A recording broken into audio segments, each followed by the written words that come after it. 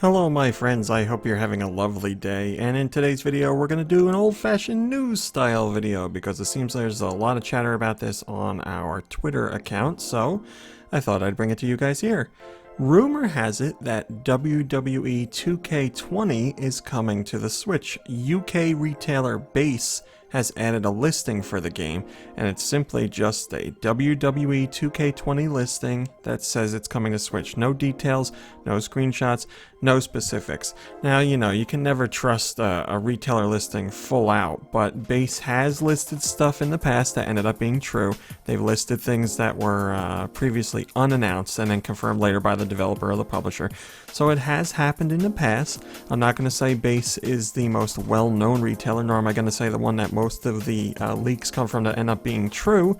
I'd say that goes to Gamefly. Whenever Gamefly posts something, they are spot on. I don't think they've ever gotten one wrong, so whoever's posting things over there knows what's going on. But yes, there is a chance WWE 2K8 or 2K20 could come to the Switch.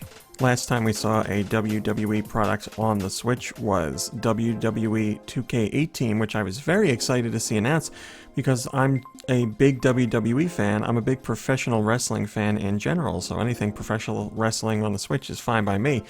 Unfortunately, that port seems to be the worst port that the Switch has ever received. At least it's in the top 5, because a lot of fans were not happy with how that game ran. And all the complaints were warranted because that was definitely a rough port. And even with updates, it didn't seem to get any better. So the situation was so bad, we didn't even get WWE 2K19 on the Switch. I don't know what the official reasoning was for that.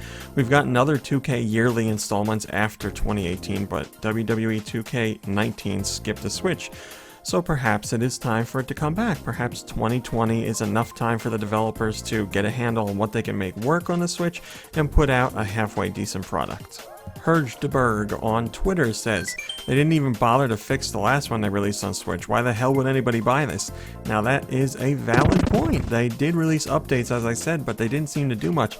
So the problem's going to be, if WWE 2K20 is coming to the Switch, the developer and the publisher are going to have to go out of their way to show Switch owners that this is going to be a playable game at the very least. They're going to have to show that they've learned from their mistakes.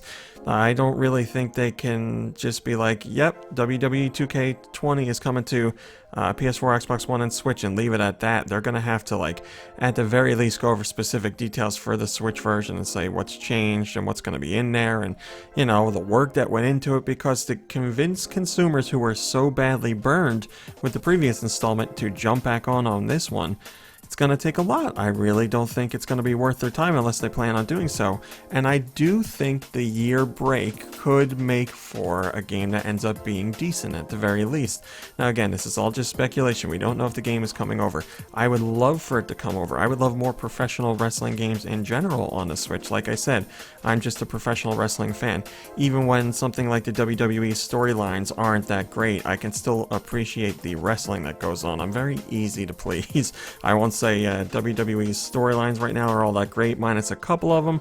But yeah, I can appreciate the wrestling in general, and when you're playing a wrestling video game, I appreciate seeing the people that I know from the TV shows in the game. So as long as it plays well, I'm on board. But yeah, they're going to have to do a lot to win people over, myself included. I'm usually pretty forgiving, but that last game was a disaster.